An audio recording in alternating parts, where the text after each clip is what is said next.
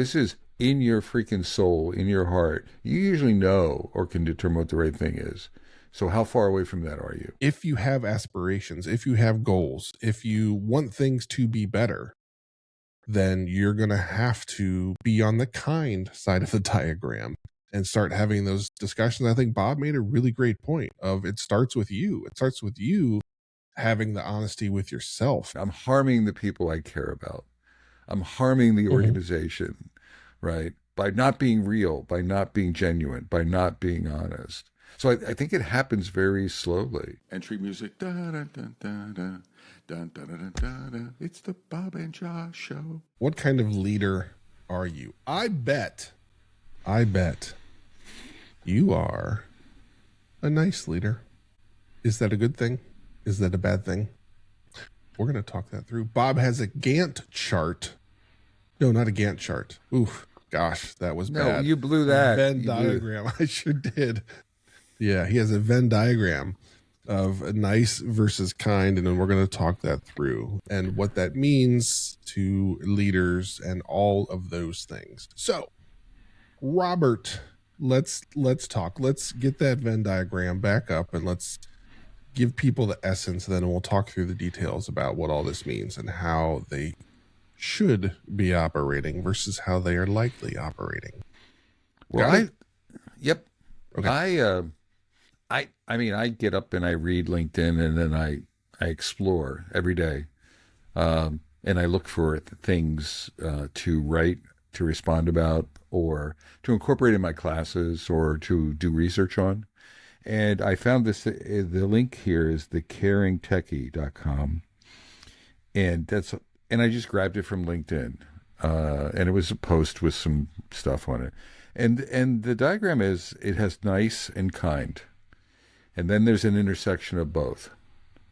And I'll just read it, Metacasters. So nice, these are indicative factors of nice. It's not complete. Most concerned with not upsetting others is nice. Self-sacrificing, difficulty saying no. Avoiding conflict at all costs. Telling people what they want to hear. Short-term comfort. So that's indicators of nice. Then there's kind. Which is different. They were, and I'm still, the reason I grabbed this and I put it in a folder for further. That was just for Josh's sake, everyone, and I'm storing it for future ideas. Is I'm still noodling on this, and this Metacast is going to help with that. So kind, indicators of kind is most concerned with doing the right thing, sets boundaries when needed. Addresses issues at the risk of entering conflict. Honest even if it's uncomfortable, and then long-term positive impact. And then in the both, and I'll just finish it, it's considerate of others' feelings, helpful and supportive, respectful, friendly, polite, generous, and can make others feel good. So there's this sort of, I think the both is less like decisions and guidance and leadership. The both is sort of some feelings in the middle, right? Some collaborative feelings is my sense. But when I looked at this, I don't think I've been a nice leader. But that's not a bad, like, the instant reaction I had is like, oh, Bob, like, what's wrong with you? But when you frame it like that, I believe that's an appropriate stance to take. I don't know. Yeah. I don't know what, I mean, looking at this Venn diagram, I'm like, I haven't been super nice. And when I've been super nice, I felt really crappy about it. Like, for example, telling people what they want to hear. I sometimes do that, right? Everyone does that, right? You're not perfect, but I don't feel good about it. And very often I'll go back and tell them what I should have told them in the beginning or the first time, or avoiding conflicts. I've avoided conflict. I've worked at jobs where I decided I'm not going to conflict with that VP. It's not worth fighting the battle or something. But I don't look at that as nice. I mean, to me, that's avoidance, right? I'm avoiding that. I'm intentional about that. So I think I'm on the kind side of the equation, which is, I try to be as, the word that comes to me is kind, considerate, human, generous comes to mind, and as I can be, but at the same time, I need to be a truth teller. I need to handle the hard bits.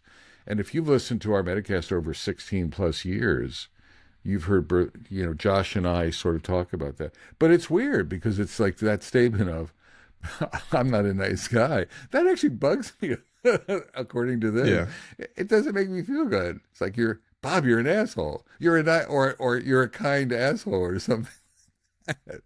Yeah. Josh, any reactions? The labels on the Venn diagram gave me pause when you sent it over. And I was just like, this is weird. But then when you hit the pause button and you understand the message they're trying to get it across, I get it.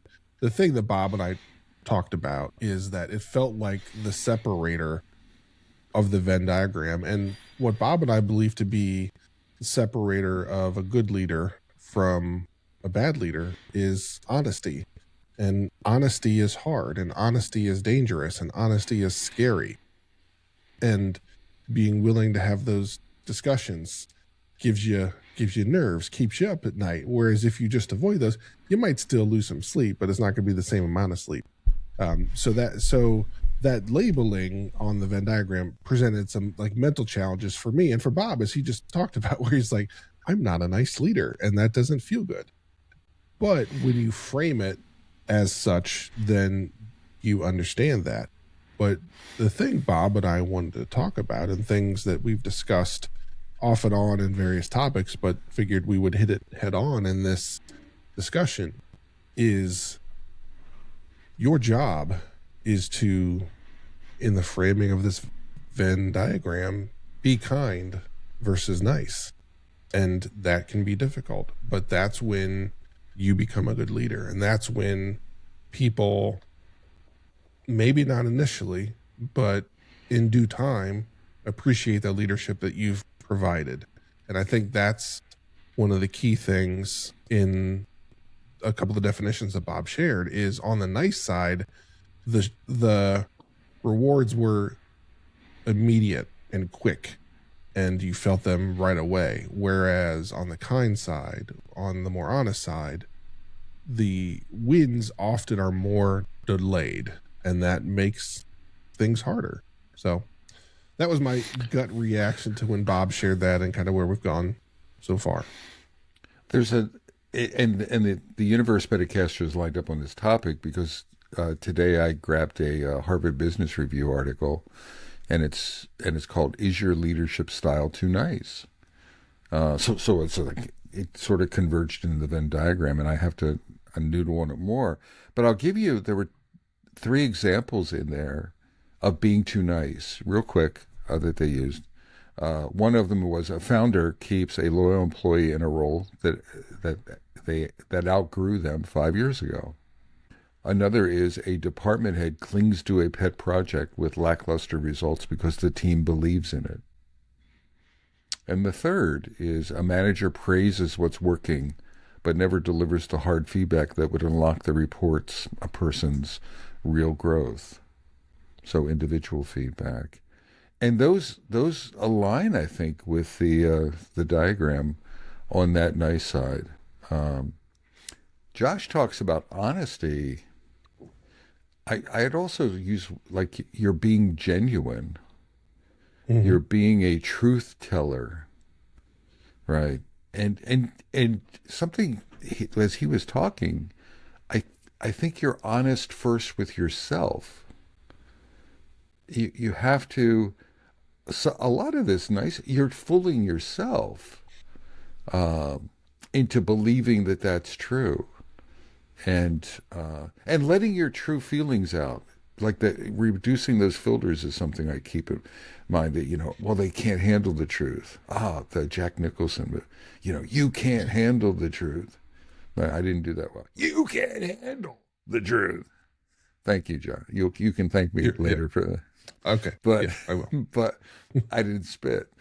But it's, I think, just saying be honest doesn't give it enough weight. Honest, yes. Genuine, truth teller. accountable for that, responsible for that as a leader. And when you're avoiding that for nice reasons, and it's not just being nice to the person, you may be being nice to yourself. I don't want to, like, you ever avoided a conversation, a hard conversation, because you didn't feel like, you didn't feel up to it, right? You didn't, I don't want to, I just did it yesterday, Metacasters. I, I, I had an exchange with some folks, and I told them something that wasn't true, that wasn't totally true. I basically said no, blah, blah, blah, right? But the real answer was I didn't appreciate how I was being handled. But I chose not to be honest.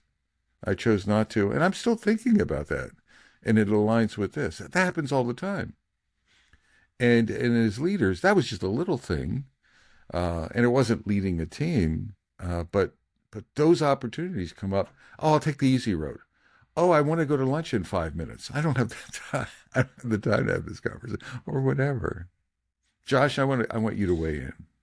Yeah, as you were reframing that, what I started to question is, how are you making things better if they're always staying the same? If you are unwilling to have a discussion about what should change, how we should or we should even try something, just even simpler, forget, hey, we're going to change this, of let's try this.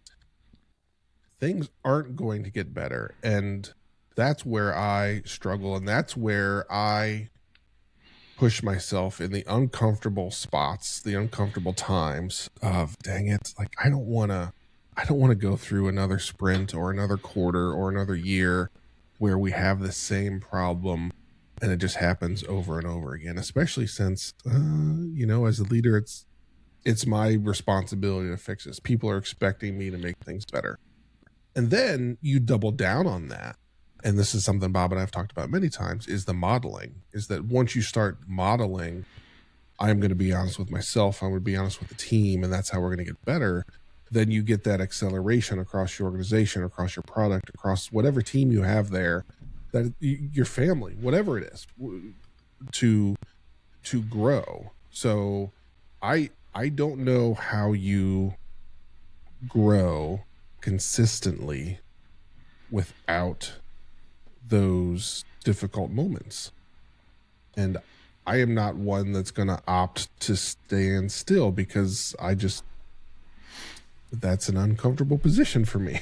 And I don't know how to phrase it any better than that, other than I'm just not wired like that. But that doesn't, like, I know that doesn't help people that are listening. Like, well, maybe I'm not wired like that, Josh. That doesn't help me. But if you have aspirations, if you have goals, if you want things to be better, then you're going to have to be on the kind side of the diagram and start having those discussions. I think Bob made a really great point of, it starts with you. It starts with you having the honesty with yourself.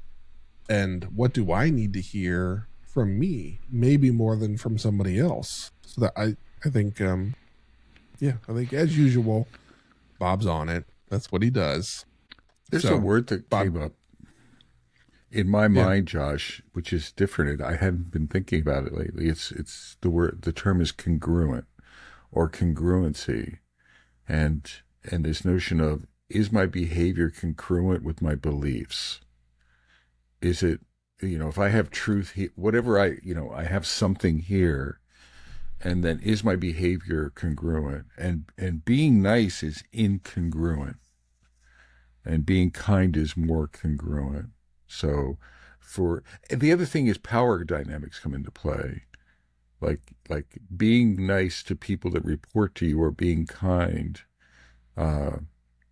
is easier to people, I think, that report to you than it is to your peers, or it is to your supervisors, your C-level folks. And so power dynamics come into play. But I think, like, character congruency, and it's almost I almost think of it as like a sound wave of how much are you varying. There's a center. This is your congruent center. It's my principles. It's my ethics. It's what I know. Like, if the CEO says we need to build this product, and that it's the wrong decision, whatever. And this isn't this isn't, it's just, this is in your heart, right? Right. You could be wrong, but in your heart, you're like, this is wrong. This is the wrong direction. So how much do you communicate that? How much do you step into that? Do you challenge it a little bit? Then I would say the sound waves are light, right? And then do you shut up, or do you not do it at all?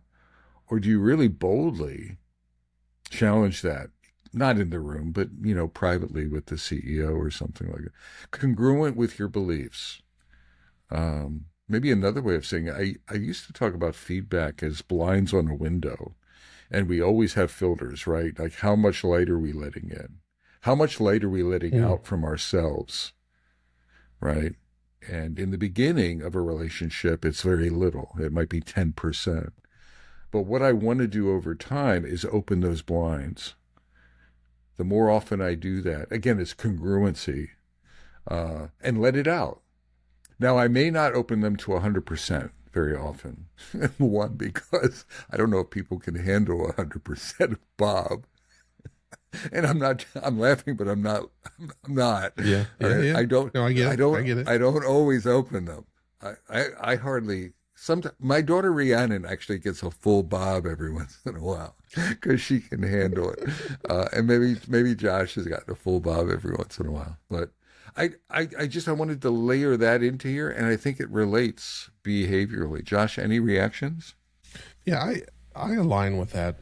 One of the things that has always felt odd to me, but aligns with my principles, is that people all of the time have said, don't become friendly with members of your team, or don't establish relationships with, where you're friends outside of work, because that means you're not going to be able to have the hard discussion with them. And what I've found is that I'm the opposite, because I care even more about that person. So I would feel like even more of a jerk if I wasn't honest with that person. And then we're out at dinner or something a decade later, and they find out, and I mentioned, oh yeah, remember when we were working back at place XYZ, you weren't good at your job. Yeah. And we're like, what do you mean? You never said that, Josh. Like, it sure would have been nice to hear that, so I could have gotten better. You're a real jerk, or whatever other labels they want to throw at me. That's a thing that weighs on me, is the responsibility of leadership. And as I look at leadership, and as I frame it in my brain and what I'm there to do, my job is to help the members of my team become better versions of themselves for that job. And I even try and help them on the personal level, like whatever I can do to help them. That's what I do.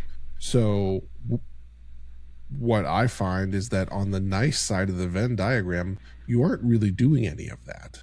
And so I just, to go back to Bob's first phrase of, I end up looking at myself and I'm disappointed in myself. And that's what drives me to have the difficult discussions and to open the blinds, as Bob has said. And, maybe I don't yank on that cord and go from 0 to 100, but every day I turn that bar and I open it up just a little bit more and try and do better for them, but ultimately for myself, as I look at myself in the mirror later that evening, and don't feel disappointed in how I showed up or didn't show up for the team that I'm trying to lead.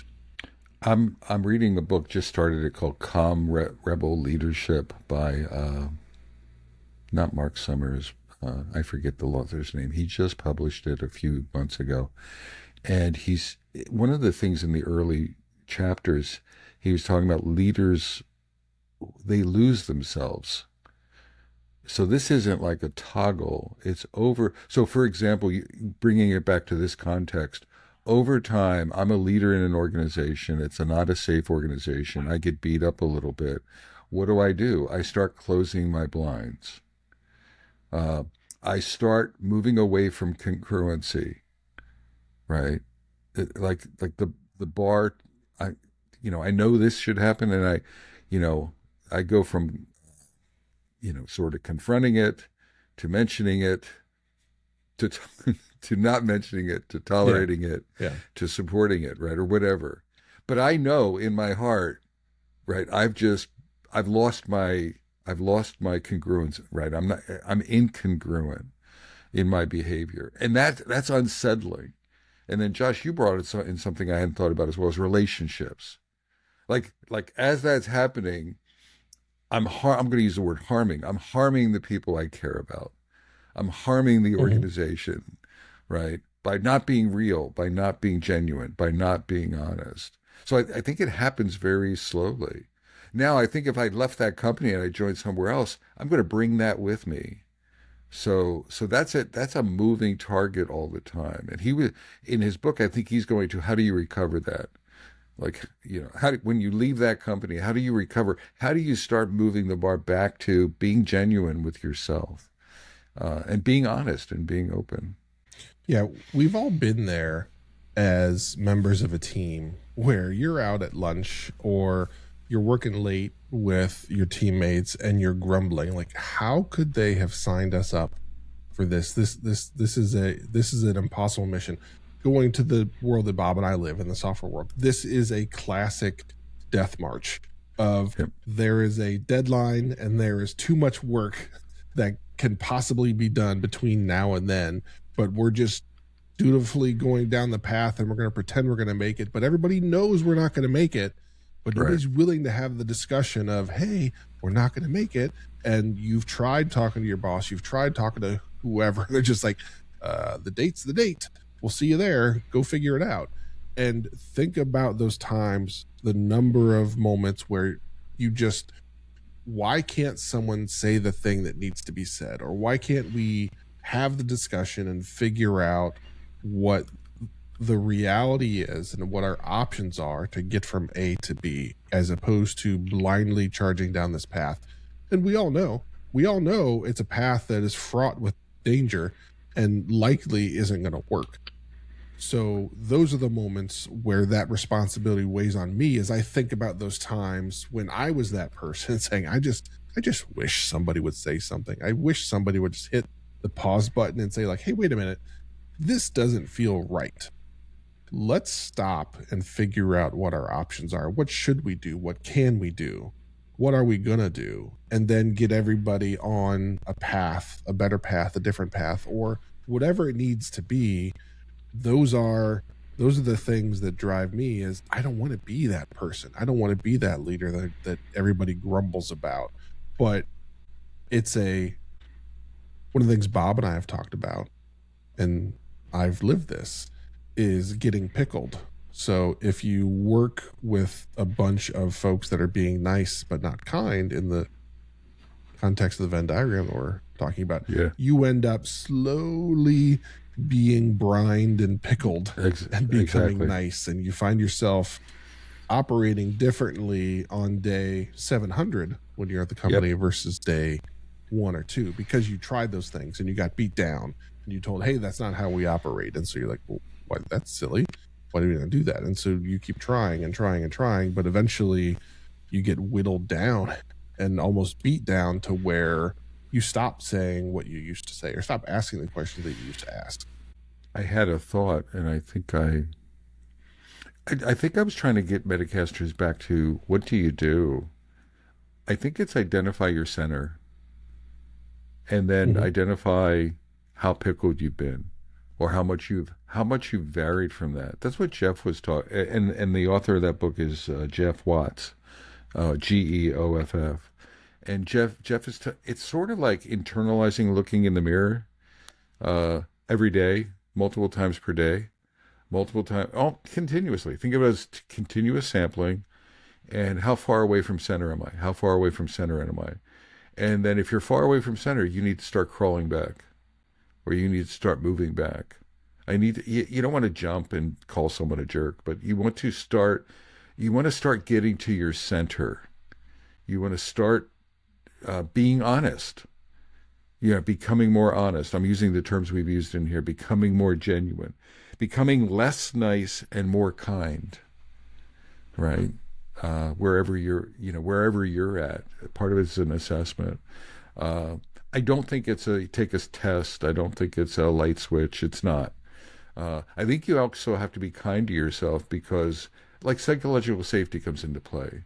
If you're in an unsafe environment, chances are you're going to be nice.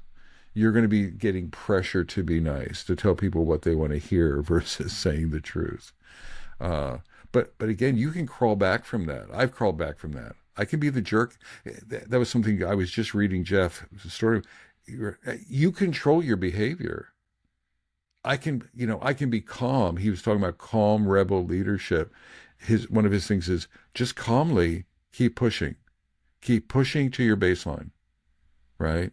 Oh, we want this in 3 months. We can't do it. We need 6 months. Next day, we can't do it, right? This is the reason why. Let me show you at least something there. And so what you're doing is you're moving. You're not trying to have grandiose statements, but you're maybe being firm. You're being firm on your principles. You're being firm on your genuine self as a leader, and you're modeling that. Now that takes courage, and that's taking a risk, but you're doing that. My sense in reading it's baby steps as opposed to large steps, but very consistent baby steps. Yeah, go ahead, John. Agree completely. A tactical misstep would be you listen to this episode, you go, oh crap, I'm the nice leader. I need to be the kind leader. So I'm going to go flip 180 tomorrow. Yeah. That's going to break everything and not be received well, and just not, it's going to fail. And so don't call it. And don't call baby us steps that Bob was talking about. Yeah. Good. I mean, it's really going to get ugly. Just as you got pickled. Yeah. Just as you got pickled, you have to work, and this is a lot of work is going to be required, and it takes patience and calm and everything that Bob said for you to unpickle and then maybe repickle with a different flavor of we are now a kind organization versus nice. But that's going to take you months, likely years of slow, steady progress. So you're going to have to buckle up. It's going to be a challenge, but you can get there. Bob and I have done it. We've done it together. We've done it separate. But definitely don't flip that switch because, back in the old days, if you were the kid and you were flipping that light switch off and on and your parents would get mad at you, like you're going to blow out the bulb, and it would do that. I think they fixed that. Bulbs don't seem to do that anymore. At least my kids haven't broken many bulbs like that, which is good. But yeah, that was a thing that if you changed it too quickly, the light bulb would blow and you'd have to go and get another one. It feels easier that tomorrow I'm just going to go be a different person. That's going to fail. That's going to blow up in your face. So definitely advise against that. So Metacasters, I want to end the episode with, I'm going to be reading that kind list again. And then I'll make sure I'll send some links to Josh so we can attach some of these links. I'll try to find that Venn diagram links for you, just to inspire, have a background. So here's kind, and really center on these again. So the kind side is, I'm most concerned with doing the right thing. And this is Bob adding to it. Don't give me that BS that, the right thing is variable. No, this is in your freaking soul, in your heart. You usually know or can determine what the right thing is. So how far away from that are you? You set boundaries when needed. I would add boundaries for yourself and boundaries for others. You address issues at the risk of entering conflict. Okay? You're not afraid of conflict. In fact, you probably look at conflict as being good. You're honest. This goes back to what Josh was saying, aligned really strongly there. You're honest even if it's uncomfortable. And very often it's going to be uncomfortable in organizations. If you're the kind of leader that we talk about, we never said this, but you're going to be challenged because most organizations are going to be off kilter from where you're at, right, as a leader. But don't be dissuaded. Don't think, I'm wrong. No. No, in fact, if anything, they're getting you away from the center. And then long-term positive impact. So have the long view as opposed to the short view. That's indicators of kindness. So maybe center on that a little bit. Maybe do some self-reflection and see where you're at. But hopefully this episode landed and softly and you look in the mirror. So from beautiful downtown Cary, North Carolina, and beautiful downtown Fuquay Varina, North Carolina, I'm Bob Galen. and I'm Josh Anderson. Shake and bake. and bake.